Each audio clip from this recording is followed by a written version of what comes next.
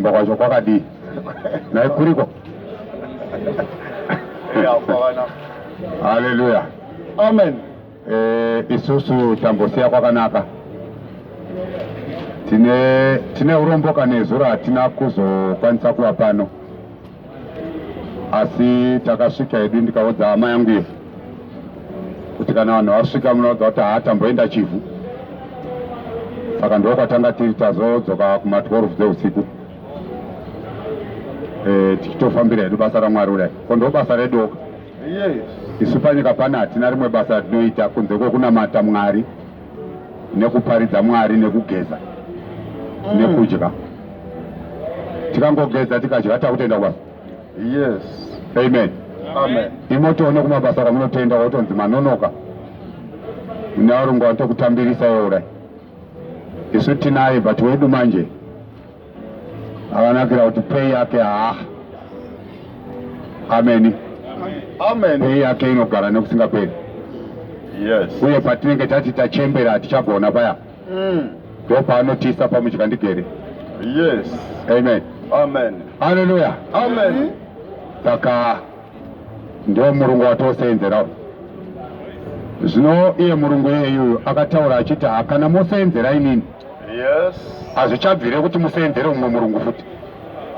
Yeah. Nokuti hamugoni kuva varanda vatenzi vangani? Vaviri. Amen. Yes. Ndo saka muchiona kuti ndinotogonawo kutomira pamberi pevana vechikoro. Yeah. Ndikatova teacher O level vakapasa zvisingaite. Asi ndakaona varungu vaita tuwa. Amen. Okay. Saka ndakasarudza ufu. Amen. Yes. Haleluya. Amen. Ndo basa ratakapiwa nani? naMwari. Nashe kuti tingotaurira vanhu vake shoko rake kudai kuti vari vake vatoponeswa. Amen. Amen. Sorry nezuro hata kuzouya asi nhasi wauya ndi ndinotenda Mwari kuti tinongopfuurira kupi kumberi. Ishe werugare ngaatiitire zvakanaka. Iye nhasi tinokumbira kuti Mwari vatibatsire naye. Yes. Pane nyaya yatinoda kumbotarisa yatoda kuti Mwari vatibatsire hedu pakutodzidza nepakuparidzirana tichitotsvaka kunzwisa kuti Mwari vanodei uye vanorevei. Haleluya. Amen. Nyaya yatinoda kutaura nezvayo inonyanya kutaura nezvechisikwa chinonzi munhu. Yes. Amen. Amen. Chisikwa chinonzi chi? Munhu. Saka munhu manje anofanira kunzwisiswa kuti akamira sei. Yes. Haleluya. Amen. Izvi ndinoda kuzvitaurira kuti iwe uzive zvauri. Nokuti vazhinji venyama muzive zvamuri baba. Yeah. Unoti ndiri munhu. Uri munhu pakudii? Haleluya. Amen. Amen. Yes. Saka ndinoda kumbotaura nezvemunhu. Saka kuti titaure nezvemunhu. Amen. Yes. Ndoda kutanga book ya Genesis chapter 1 verse number 27. Pane mashoko akataurwa ipapo naye. Yes. Anda kutonzwiswa ibhuku yamajaira zvokuti ukatoibvunzwa unotoimba ta memory verse. Yeah. Memory verse. Unogona kuita memory verse ka Genesis chapter 1 verse 27. Yes. Asi usingazivi kuti inorevei. Aha. Amen. Yes. Pane mavhesi andoda kuti averengwa ari mairi. Iyoyi neimwe yacho. Saka ndoda kutanga na Genesis chapter 1 verse number 27. 27. Tiri kutaura nenyaya yemunhu. Yes. Haleluya. Amen. Amen. Regai timbonzwa zvichoma. Genesis chapter 1 verse 27. Verse 27. Mwari akasika munhu nomufananidzo wake. Mwari akasika munhu nemufananidzo wake. Akamusika nomufananidzo waMwari. Akamusika nemufananidzo waMwari. Akavasika murume nomukadzi. Akavasika murume nemukadzi. Mwari akavaropafadza. Mwari akavaropafadza. Mwari akati kwavari. Inzwa blessing yavakapuwa. Berekai. muwande muwande muzadze nyika. ndo blessing yakapiwa munhu naMwari. Yes. Saka mukaona nyika kuzara kwayakaita kune vanhu iblessing. Blessing. Haleluya. Amen. Nguva yavakablesswa vanga vari 2. Yes. Murume Nemukadzi. panyika pano papasina mumwe munhu kunze kwaiva. Yes. But nekuda kweblessing yavakapiwa naMwari Yes. vazozadza pasi rese zvazvaita nhasi, zvokutoti vamwe vakutoti nyika yaoverpopulated, Yeah. toda kutombokamura 3 billion vanhu vamboita vashomanai. Ameni. Yes. Haleluya. Amen. Saka muchenjero kukamurwa ipapa. Mwari ngavatibatsire. Ndatotaura. Yeah. Ngati muchenjero kukamurwa papi? Ipapa. Ipapa. Haleluya. Yes. Tandwa munhu akasikwa nemufananidzo waMwari. Pane zvinhu zviviri zvekutaurwa pana. Saka zvinoda kuti pane vanhu vaviri vari kutaurwa pana. Amen. Yes. Haleluya. Amen. Inzwa chechipiri chacho, chapter 2 verse number 7 yaGenesis. Chapter 2 verse number 7. Verse number 27 yaGenesis chapter 1 yati Mwari akasika. God created man. Yes. Panapa taakunzwa chimwe chiitiko. Yes. Jehovha Mwari akaumba munhu. Jehovha Mwari akaumba munhu Neguruva refu. neguruva refu. Akafuridzira mweya woupenyu mumhino dzake. Munhu akava mweya mupenyu. Yes. Saka tine vanhu 2. Yes. Vanoti akasikwa nemufananidzo waMwari Yes. neakaumbwa neguruva refu. Yes. Ndivo vanhu vatinoda kutarisa nhasi kuti vanorarama sei ivava. Aha. Andiuzizwa. Yes. Amen. Amen. Rega timbonzwa kuti munhu akasikwa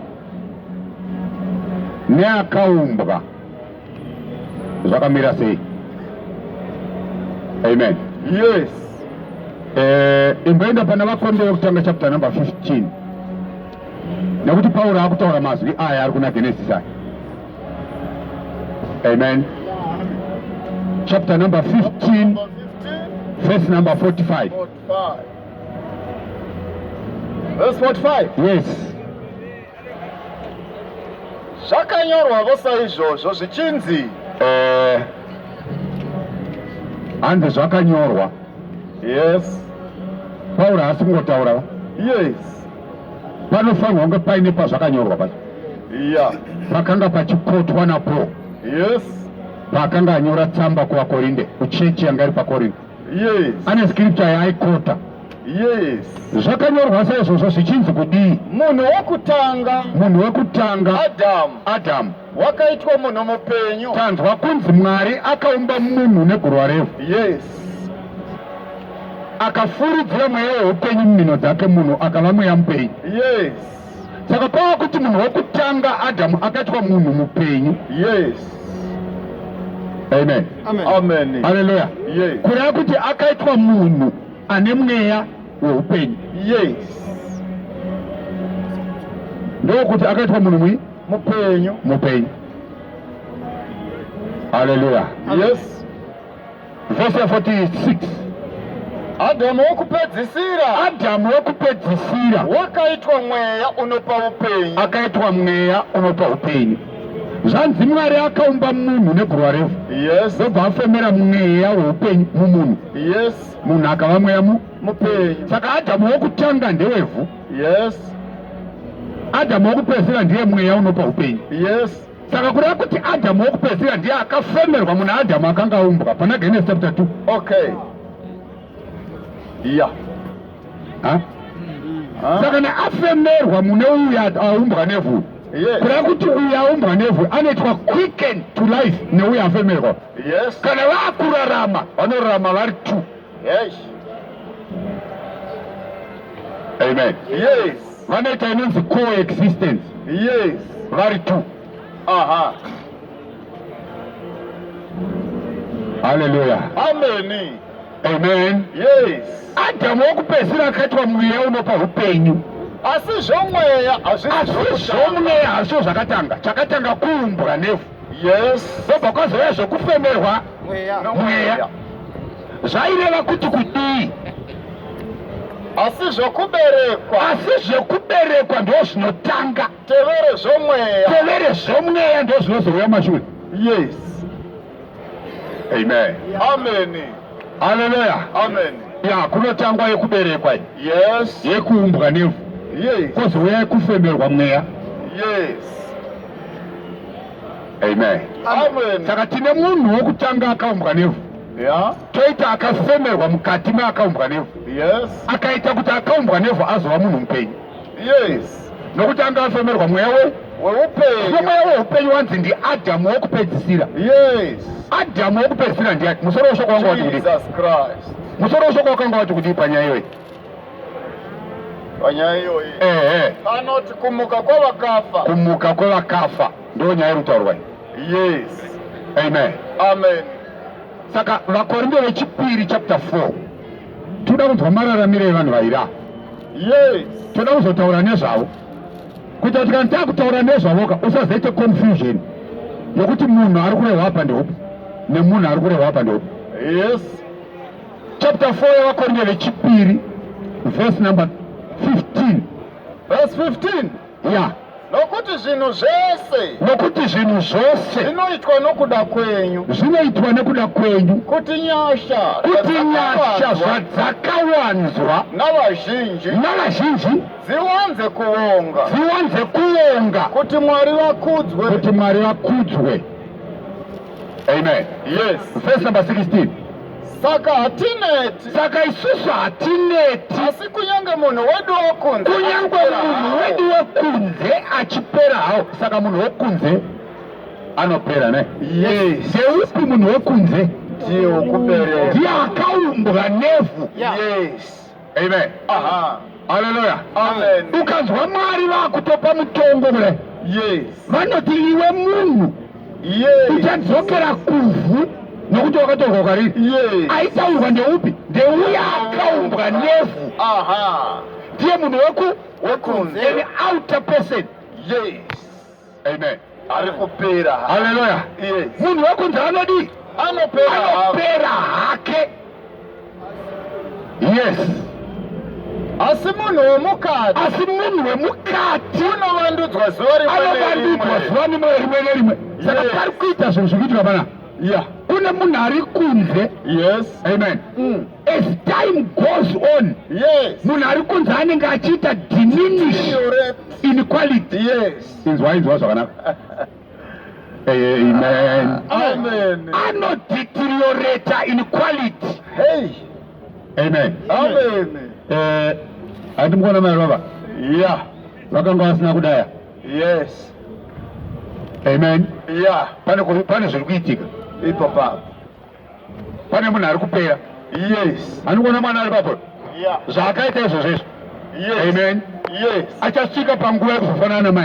Yes. Munhu wokunze achidi achipera hake. Yes. Haleluya. Amen. Munhu wedu wokunze anopera hawo. Yes. Asi wemukati anovandudzwa zuva rimwe nerimwe. Kureva kuti munhu wokunze grows older. Yes. Munhu wemukati grows younger and younger. Hey. Hey. Haleluya. Amen. Amen. Yes. Munhu wemukati grows younger and younger. Saka tina vanhu vangana vaviri. Yes. Haleluya. Amen. Amen. Yes. Yes. Nokuti kutambudzika kwedu kwakareruka uripo chinguva chiduku. Kunongoripo chinguva chidikidiki. Unotiitira kubwinya kukuru. Asi kunotiitira kubwinya kukuru kwakaisvonaka kusingaperi. Saka achabwinya nekubwinya kwakaisvonaka kusingaperi. Asi munhu wokunze nekuti hanzi anopera. Yes. Amen. Yeah. Saka achashongedzwa kubwinya kusingaperi. Munhu womukati hanzi anovandudzwa zuva rimwe nerimwe uyu anopera. Saka kubwinya kwake kunodii? Kunopera. Haleluya. Amen. Amen. Yes. Yesu mukatoona musoro wachena unezo. Yeah. Ndakansina kudeka. Kupera. Ndaive mukomana ainetsa aishungurudza Mazuva ake ule. Haleluya. Amen. Ndakanga ndiri mukomana aishungurudza pamazuva ake. Yeah. Haleluya. Yes. Vasikana vachiita kubandana. Yeah. Kubandanyana nani? Akaisa hangu maoko muhura. Yeah. Ya wana vachitinhana kwete zvekutamba akurirwa ndiye arusa. Yes. Anenge agwena ndiye ndobata rokutoita. Haleluya. Yaiye nguva yacho munhu yakanga achiri kutemwa dzinobva ropa. Achiri kubwinya. Asi kubwinya kwacho kwapera. Yes. Amen. Uye kuri kutongopera. Haleluya. Amen. Zvekuti ndikatodaidza sisi vari papo kuti uya pano kuti akosoma ndakufarira kai. Kuti munondishurira here baba. Matadza kuparidza shoko maura kutanga nyaya zina basa pano. Yes. Amen. Ari kuti munondishurira here. Nokuti munhu wokunzi adii? Apera. Saka uyo akatarisa anoti mudhara iyeyo. Asauka kudai. Haleluya. Yes. Tisingatariri zvinoonekwa. Isu kana tichitaura nyaya dzemunhu. Yes. Hatitarire uyo anoonekwa. Amen. Yes. Kana tichitaura nyaya dzekuti munhu apfumiswa. Yes. Hatitarire anoonekwa. Hatitarire zvinoonekwa. Asi zvisingaonekwi. Tinotarira munhu asingaonekwi nemaziso. Yes. Nokuti uyo anoonekwa. Nokuti zvinoonekwa zvinopfuura izvi. Asi zvisingaonekwi. Asi uyo asingaonekwi zvokusingaperi anogara nekusingaperi. Saka ivhangeri payainzi ani nani anotenda. Yes. Achava neupenyu husingaperi. Yes. Isingataurwe uyu. Yes. Anoonekwa. Upenyu husingaperi hahusi hwemunhu anoonekwa uyu. Hwemunhu asingaonekwi. Saka vhangeri kana ichiparidzwa kudai haiparidzirwe ava vakantarisa. Vaparidzirwa vari mukati vasingaonekwi. Amen. Ndoda kuponeswa nevhangeriyo. Yes. Haleluya. Amen. Nokuti kunyange ukambotenda asi shoko rinotaura pachena kuti uyu haagari nhaka yeupenyu husingaperi. Nyama neropa hazvite. Inopera. Yes. Haleluya. Amen. Saka uchavigwa muvhu. Yes. Wodzokera kuva ivhu sezvawakanga wakaita usati waumbwa. Yes. Haleluya. Amen. But kana ichi chapararira muvhu chaita ivhu ichi, kune chisina kubva muvhu chisingazofa chakaita ivhu. Ichocho ndo chinoti kana hwamanda yarira chinotiza kubva muvhu. Akomana. Haleluya. Amen. Haleluya. Yes. Ndo chinomuka kubva muvhu ichocho. Ichi hachimuke. Saka zvakauta kuti marega nekofini inodhura zvakadi kuwesta mari kwa. Ichinoora ichi. Nekofini rinodi futi? Rinoora. Dai matorega kutenga kofini rinodhura mangonokanda mugomba. Nokuti ivhu riri kudzokera kuvhu. Mari matora mapa vana vasiyiwa kuti vambodya vachiri vapenyu kudai. Yes. Haleluya. Amen. Zvinoda kunotenga makofini anodhura kutengera vakafa. Asi panga achirwara ngashaya kana bhanana chaivo. Yes. Varowa. Amen. Amen. Haleluya. Yes. Saka titarise uyu anoonekwa. Yes. Anodii? Anopera. Asi tinotarisa wemukati asingaonekwi. Nokuti wemukati ndiye anogara nokudii? Nokusingaperi. Saka vhangeri kana ichimutendeukai iri kutaurwa munhu ari mukati. Yes. Amen. Amen. Uya akafemerwa mukati we akasikwa uya. Yes. Nokuti kuna akasikwa neakaumbwa. Yes. Amen. Yes. Saka akasikwa akaiswa mukati neakaumbwa. Ndokubva kwafemerwa mweya weupenyu kuti unoita quicken ari mukati amuke. Yes. Saka pakatadzwa apa munhu ari mukati ndiye anofa.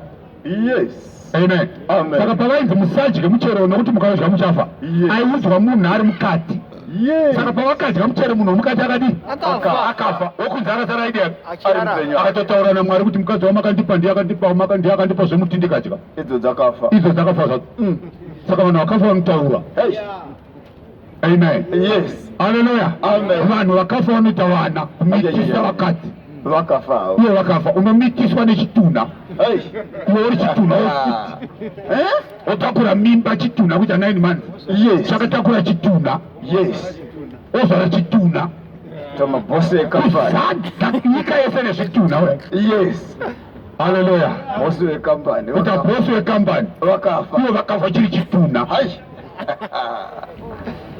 Haleluya. Amen. Amen. Yes. Unaita mtungamiri wenyika chituna Aiwe. chakafa. Hey. Mwari achikarisa vanhu vachirwidzana kuvhotera vanhu vakafa. Anotendai vakafa vavhotere vakafa. Yeah. Haleluya. Amen. Kuitana kuti wedu vakafara. Chituna. Kana wotungamira nyika inofa. Yes. Nokuti vakafa. Nokuti vatungamiri vakafa. Aha. Ikonomi inodi inofa. Industry inodi inofa. Education inodi inofa. Vanhu havakadiyara vakafa. Hey. Haleluya. Amen. Hey, izvozvi muda kuvhotera chimwe chituna. Yeah. Muda kuvhotera Nelson. Akafa zvaakaita izvo Jesu. Mumisa. Maisa chituna. Amen. Ndo zvaitika panyika, nyika yashayiwa kuziva. Vari kukakaritsana kusarudza vanhu vakafa kuti vavatungamire. Kusarudza mapofu kuti atungamire mapofu. Yes. Amen. Haleluya. Amen. Ya, saka kana munhu afa kuraya kuti pakutoda Mwari. Yes. Kuti auye azomutsa. Nekuti hakuna mumwe munhu anogona kumutsa munhu kwakafa. Mwari ndiye ega anomutsa munhu kwadi. Saka vanhu vese zvavakafa muna Adamu. Yes. Shoko rinoti vose vanoraramiswa munani? Muna Kristu. Saka Kristu akauya because angaona kuti vanhu vese vari panyika vakati vakafa. Tobva auya kuti azovararamisa vai vapenyu. Haleluya. Ari kuraramisa vapi? Vari mukati ndovari kuraramiswa. Uyo kunze unyange akararama achangofastiwa. Yes. Akatotemerwa kuti afe aparare. Amen. Amen. Haleluya. Yes. Saka nemwe zvataura shoko raMwari hatitaurire munhu wokunze uyu. Yes. Shoko raMwari ndere munhu wopai? Wemukati. Wemukati. Zvino munhu womukati manje haararami nezvinodyiwa izvi. Wototi ungatotenga chingwa ukaisa majari nejemu kusaidhi nemazai pakati amheno kuita masangweji uchiitira munhu womukati hazvishande kwaari. Zvinoshanda kune uyo anoora. Wekunze. Ukaona chingwa chaora chiri mufiriji. Yes. Oza kuti ari kuchidya anodii futi? Anoora. Anoora. Ndo saini yamakaparidzirwa naMwari pachena. Nyama ukaisa mufiriji kudai. Yes. Nyangwe dai firiji ikafuriza inoosvika painoora zvokuti ukasaibika inoshaya testi. Yes. Oita munhu wacho anodya izvozvo anoora, anopera, anofa. Haleluya. Amen. Ameni. Yes. Asi munhu wandi kutaura nezvake wemukati uyu anodya chingwa chisingadi chisingaore chinonzi shoko rani? raMwari. Saka ndatakutaura nyaya yeshoko tikutaura munhu wepai? Wemukati ndiye anoraramiswa neshoko kwete uyu. Yes. Amen. Amen. Haleluya. Yes. Saka zvikanzi munhu akaita zvivi, munhu ari pai? Mukati. Ari mukati ndiye ada kuponeswa iye. Uyu nyangwe dai zvikadii akatotemerwa kuti achadzokera kufa. Nokuti akatorwa kufa hazvina basa izvo. Saka nyangwe dai akambodhiraivha motikari kana akambotenga ndege uyu ari kudzokera chete kupi? Idzo ndege yake dzopetera dzasimbi dzosokera futi kuti kuvhu. Haleluya. Yes. Saka hatiparidzira evhangeri kuparidzira uyu anodhiraivha motikari. Yes. Toparidzira ari mukati kuti aponeswe. Yes. Amen. Amen. Haleluya. Yes. Chidzoka pavhesi ya 1 yavakorinde yekutanga.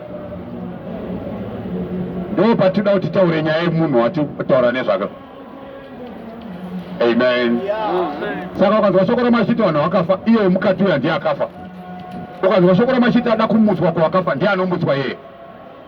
Amen. Yes. Ndiye ane nyaya yese kuuya kwaJesu iye. Jesu haana kuinga ava vane vakadzi vari kuyavhusa. Ayo. Ameni. Yes. Havasi vakaimbwa naJesu. Yeah. Hey. Amen. Amen. Hallelujah. Yes. Yes. Verse 1. Verse number 1. Zvino hama dzangu Paulo akunyora nwadi kukereke yakanga iri paKorinde. Yes. Yakanga angoparidzira iye pana chapter 18 yamabasa. Ndi Paulo akaparidza. Yes. Amen. Yeah. Vatenda vanhu veKorinde ndokubhabhatidzwa. Yes. Ndobva yanzi ikereke yaMwari iri pai paKorinde. paKorinde ndobva Paulo achinyora nwadi kukereke iyoyo. Kereke iyoyo vanhu vakatenda vakaitwa vatsvena. Paulo ari kuti zvino hama dzangu ndinokuzivisai ivhangeri yandakakuparidzirai paya pana chapter 18 yandakasvika kuKorinde. Yes. Iyo yamakagamuchirawo. Ndokubva imi maigamuchirawo vhangeri yandakaparidza. Neyamunomirawo mairi. Ndokubva mamira mairi. Saka vana vagamuchira vhangeri unofanira kumira muvhangeri iyo. Yes. Ende unofanira kumira usingazunungudzwi. Une midzi nekuvakwa kwako mairi. Haleluya. Amen. Amen. Yes. Kuda kuti unofanira kuti kana watenda shoko raMwari ungoti munhu angoya angotaura kuti but anenge ari right. Angoya ukati but uyu anenge ari right. Ava anenge ari right. Hauna midzi. Hauna midzi. Ndo yamunomirawo mairi vhangeri iyoyi. Iyo yamunoponeswawo nayo. Kuda kuti purpose yeivhangeri ndeyekuponesa chi? Ponesa vanhu. Saka ari kuponeswa tate hasuri. Yes. Ndo mukati. Amen. Amen. Saka vhangeri basa ndeyekuponesa iwoyo nini? Yes. Amen. Yes. Kutoparidza kuda kuti odi uponeswe ndakaparidzirwa ndikatenda ndikatodiwa ndikatoponeswawo. Munhu wemukati mangu akatoponeswa izvozvo is alive ende ndiye ari kutaura. Amen. Mukangobvisa iyeye ichi achitaure. Haleluya. Yes. Yes. Iyo yamunoponeswa kuna kuti vana Paulo vakaburika pachena. Yes. Kuti vhangeri yavaiparidza yaiva yei. Yaiva yekuponeswa kwevanhu. Yanga isiri yekuti vanhu vaite mari. Yes. Ukaona vhangeri yaye kunzi munhu aite mari. Munhu ane chekuita nemari ndati ndeuyo wekupi. Ndiye anoda jaketi. Yes. Amen. Saka vhangeri ikaparidzwa iri yemari iri kupatswa vanhu venyama. Saka iyi vhangeri yei yenyama. Saka vhangeri yenyama inodi inoora. Hallelujah. Yes. Ukaona vhangeri yakuti receive your car, receive your business, receive your job, receive your promotion, receive your marriage, inoora. Yes. Iyoyo inouraisa vanhu iyoyo. Yes. Hallelujah. Amen. Amen. Yes. Saka vhangeri yakapatswa naPaulo ndo yamunoponeswa nayo kana muchiibatisisa nemutoo waakaiparidza nawo. Chirevo pamusoro pechirevo. Yes. Ishoko rezvokwadi. Paulo akunyora kuna Timothy chapter 1 verse 15. Ishoko rezvokwadi rinofanira kutendwa kwazvo panyika panapa kuti Kristu Jesu akauya panyika kuponesa vatadzi. Haana kuzokuzesa vanhu maru. Yes. Akauya kuzoponesa vanhu vari mukati umu vakatadza. Yes. Ndo vakaingayo. Saka kana woparidzwa, kana Kristu akuparidzwa anoparidzwa vanhu vari pai mukati vaponeswe. Haleluya. Amen. Amen. Yes. Saka yekunze receive wife ndime himurupadzana vafundise nyumbadzira zvasikana. Hai. Asi zvinoora izvo. Wewe uri musikana wako anoora. Hai. Amen. Yes. Bhebhe rako riya rinoora. Darling. Haleluya. Yes. Chiboko chako chiya chinoora.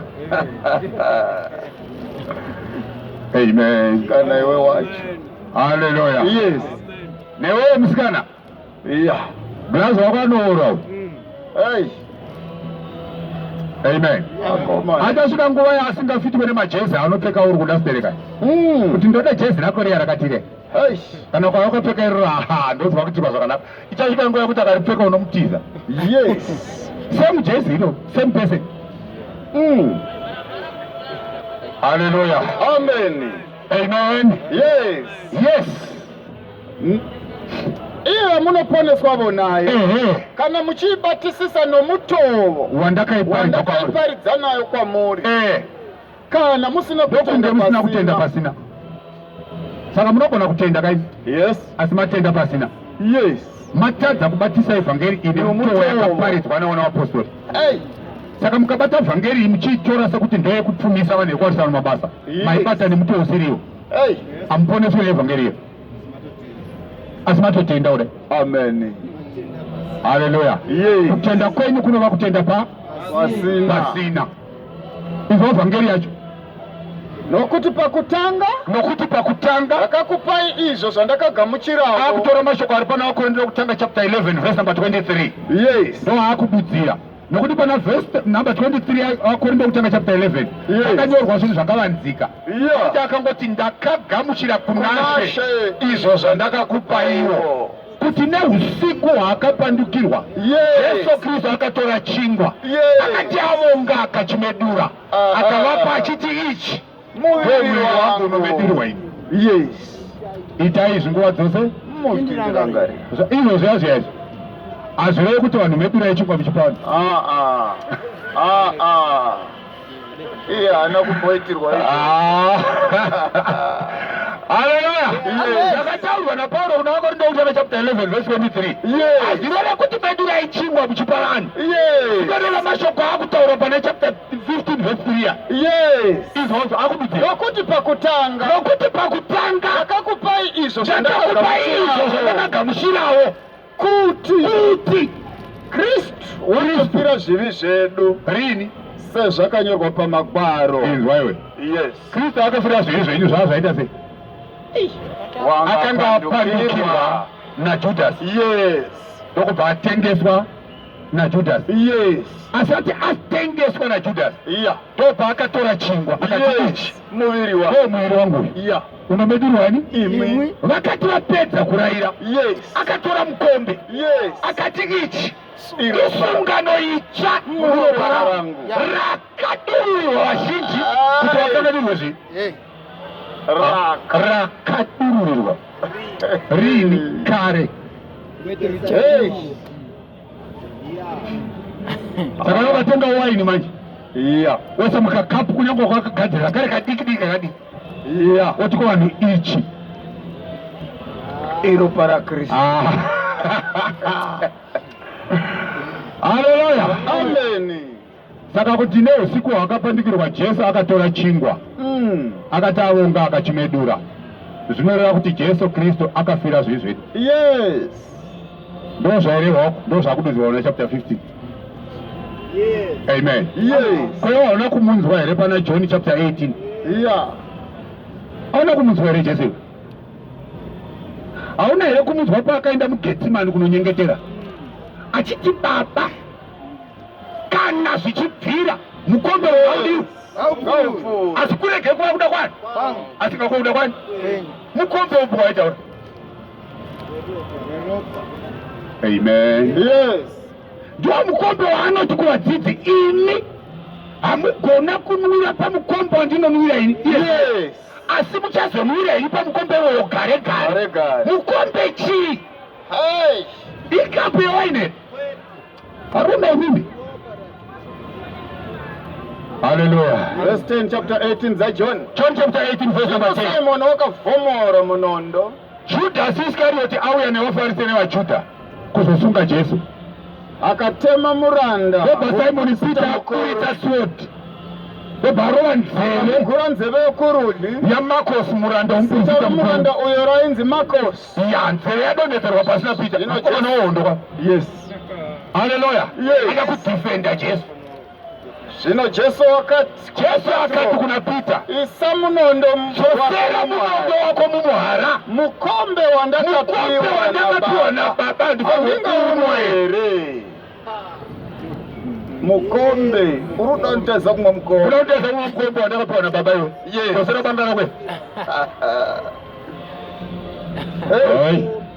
Mukombe ichi isungano yechamuropa rangu. Anoreva Jesu. Ari kuda kuti tengai waini muchibano? Kwete. Hallelujah. Amen. Mukombe waakapiwa na Baba ndeupi? Akatumwa iko na Baba. Purpose yake yekuuya panyika ndei. Sekuzovira vanhu. Saka kana Jesu aroverwa pauchinjikwa anwa mukombe waakapiwa na Baba. Amen. Saka paitwa dzidzi hamugoni kunwira pamukombe wandonwira ini. Aiti hamugoni kuroverwa pamwe chete neni pamuchinjikwa. But muchazopondwa henyu later.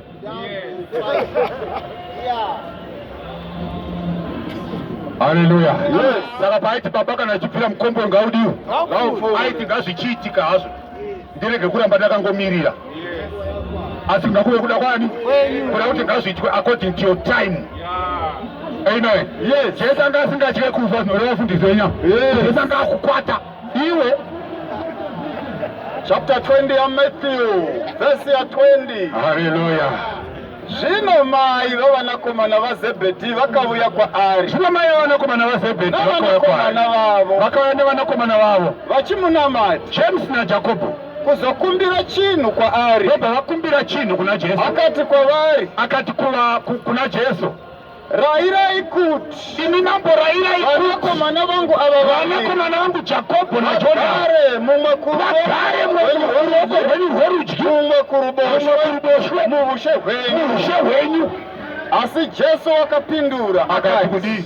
hamuzivi zvamunokumbira. Zvamunokumbira mungagona kumira pamukombe wandinozonwira ini here? iwe hamuzivi zvamunokumbira imi. Yes. Iko kutoti ngavagare mumwe kurudyi mumwe kuruboshwe. Ai, Kusaziva ai, kuruboshwe zvinorei, ai, kurudyi zvinorei. hey. Amen. Yes. Haleluya. Mai vari vakuti vana vavo vaiswa mumwe kuruboshwe mumwe kurudyi. Ndakati hamuzivi zvamunokumbira. Yes. Hamuzivi kuti rudyi rwaMwari chii? Machekereza. Hamuzivi kuti ruboshwe rwaMwari chii? Yeah. Munoraisa vana. Yes. Eh? Amen. Amen. Haleluya. Amen. Rudyi rwaMwari runoreva kururama. Yes. Ruboshwe rwaMwari runoreva kusarurama. Condemnation. Nokuti Mwari haazi munhuka, haana right hand inobata maekisa yangu. Yes. Amen. Yeah. Zvinoreva righteousness and unrighteousness. Yes. Saka mai vaiti mumwe mwana wangu ngave righteous, mumwe ngave unrighteous. Randa muzive zvamunokumbira munongotaura usina basa ipi. Toti umwe ngave wakatukwa umwe ave wakaropafadza. Ai. Hamuzivi zvamunokumbira. Amen. Yes. Vana vazive zvavanotaura. Yes. Haleluya. Amen. Hai. Saka mukombe chii? Rufu. Ndosaka akati this cup is the new covenant in my blood. Yes. Saka blood rake rinozodurwa kana iye adi afa. Paulo ndobva ati sungano ile simba kana akaiva padi Afa. Saka he was prophesying about the new covenant. Yes. Paulo ndobva ati saka itwa vashumiri vesungano itsva. Yes. Ichi isungano itsva Yes. isati iriyo zvakanyorwa asi yomweya kureva kuti mukombe ndewomweya. Aha. Hey. Nokuti new covenant ndechi ndewemweya. Saka mukombe must be of the spirit. Saka ikangoramba ingotengwa waini chikoti mukombe zvisiriizvo. Hey. Hey. Maakunamata Mwari munyama. Yes. Akanzi achanamatwa mumweya nezokwadi. Saka mukombe wake ndewei? Ndewemweya. New covenant ndei? Ndewemweya. Aisiye zvakadi? Zvakanyorwa ndezvipi? Murayiro. Saka new covenant aise murayiro? Yes. Amen. Amen. Hallelujah. Yes. It's a covenant of the spirit. It's a spiritual covenant. Saka vanhu vakunamata new covenant. They worship God in spirit and in truth. Yes. And what is spirit? God is spirit. Who is the truth? I am the way, the Jesus truth, Christ. and the life. So you worship God in spirit and in truth. No, mashoko amari zvakaita. Yes. Handena wakori. Verse 4. Verse number 4. Uye kuti wakavigwa Jesu arovererwa pamuchinjikwa kufira zvivi zvedu sezvakanyorwa mumagwaro. Ndokubva avigwa akamutswa nezuva retatu sezvazvakanyorwa pamagwaro. Amen. Yes. Hallelujah. Amen. David anoti hamuna kusiya mutsvene wenyu kuti aone kuora. Yes. Amen. Zvakatonyorwa kuti Jesu haana kusiyiwa mugova kuti aone kuora. Yes. Asi akamutswa kwakafa nezuva retatu. Ndomagwaro akotwara Pauro vana. Yeah. Amen. Ainzi naDavid hamuna kusiya mutsvene wenyu kuti aone kuora. Anga asingarevi iye David pachake. Aireva Kristu. Saka waiti don't touch my anointed. Asingarevi mufundisi wenyu. Aireva Kristu. Jesus Christ. Hallelujah. Amen. Because Jesus the Spirit of the Lord is upon me. Because he has anointed me. So he is the anointed one of God. Yes. Don't touch him. Don't touch him. Hey. Hallelujah. Amen. Yes. akazviratidza kuna Kefasi. Amuka kuvakafa nezuva retatu ndobva atanga kuzviratidza kuna Kefasi, kuna Pita. Yes. Ipapo kuna vane 12 ndobva azozviratidza kuna vane 12 pamwe chete vakazvivharira mumba. Ipapo ari kudedemura yes. zvakaitwa naJesu amukoko akafa kunga akanga aripo. Ai. Izwa mweya mutsvene uri kutaura muna Pauro. Haleluya. Yes. Akazviratidza kune vane 12. Yes. Yes. Ipapo akazviratidza kuhama dzinopfuura 500. Ndobva azviratidza ku more than 500 brethren kamwe chete. Vazhinji vavo vapenyu kusvikira zvino. Panguva yakanyorwa nwadhii napoi. Yes. Vamwe vanhu vakanga vaona Jesu vanga vachiri vapenyu. Amuka kuvakafa. Amuka kwakafa vanga vachiri vapenyu. Asi vamwe vavata. Asi vamwe vanga vafa. Saka paiti kusvikira zvino anga asingarevi nhasi. Friday tiri muno muna fest. Yes. Nokuti hapasina munhu akaona Jesu pana. Yes. Saka hapasina munhu akaona Jesu nemazita ake kudai. Hapana munhu anokwalifai kuti apostoli. Sore yako ipapapo panonetsa panodhura. Yes. Haleluya. Yes. Amen. Yes. Yes. Ipapo akazviratidza kuna Jacobo. Abva kuzviratidza kune more than 500 brothers. Yes. Akazova pia kuna James areka. Amen. Yes. After James Ipapo kuna vaapostora vose. ndobva azozviratidza kuapostora vose vakaungana. Thomas apo. Yes. Haleluya. Amen. Amen. Yes. Yes. Pakupedzisira Last of all akazviratidza kwandiri. akazviratidza kuna Paul. Sokuno wakazvarwa nguva isati yasvika. Inzwa. Saka nairi nyaya yekuapia kwaJesu. Yes. Akapedzisira kuapia kuna Paul. Saka vese vakuzoti taona Jesu yenhasi uno. Haasi Jesu wavari kuona. Jesu akapedzisira kuapia kuna Paul.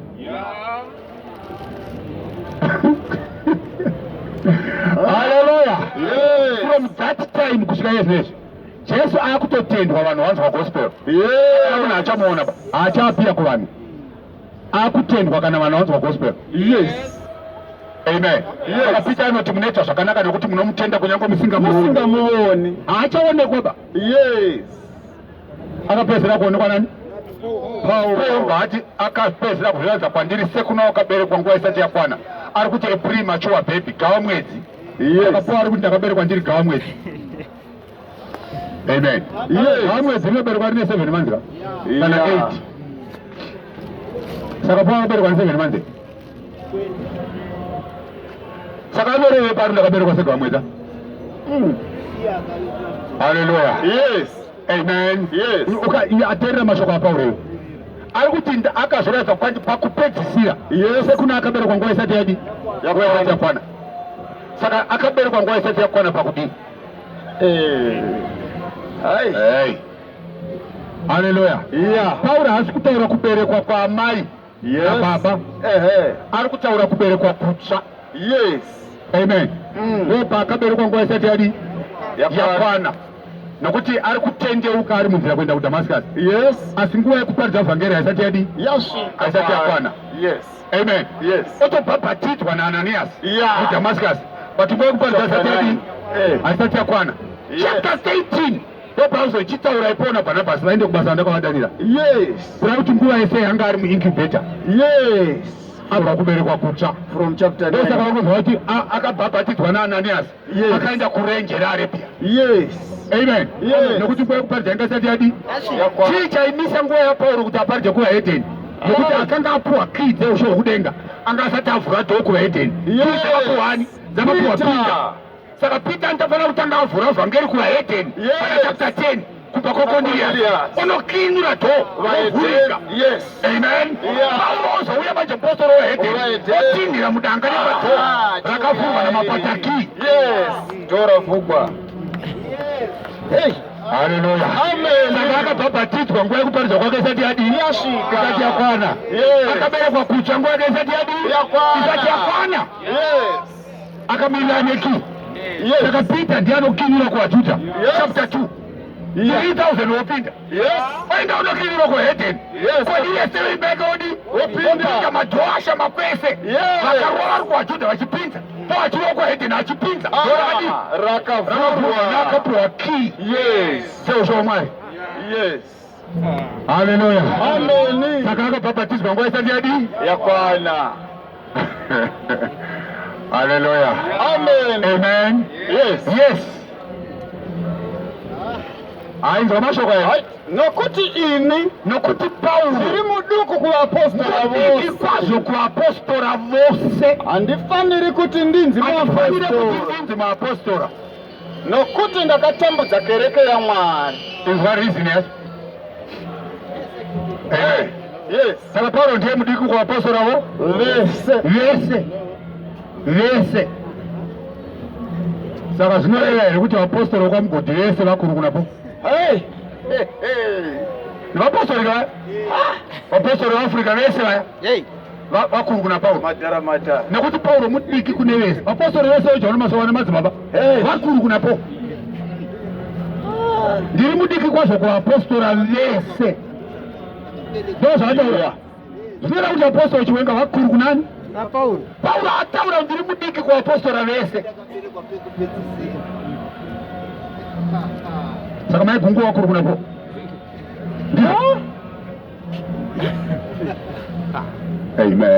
Amen. Haleluya. Zvoda kuti nzwikwa izvi. Saka vari kuti vapostora vese ndo. Amen. Yes. Kumbovhura vaEfeso chapter 3 ndichani. Unzwa kuti vari kuti ndiri mudiki kuvapostora vese ndo. Hapana isina kunyorwa? vaEfeso chapter 3. Chapter 3. Yes, ndoda kuti uende.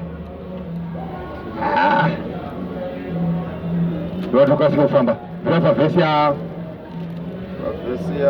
4. Yeah. Verse 4. Yeah.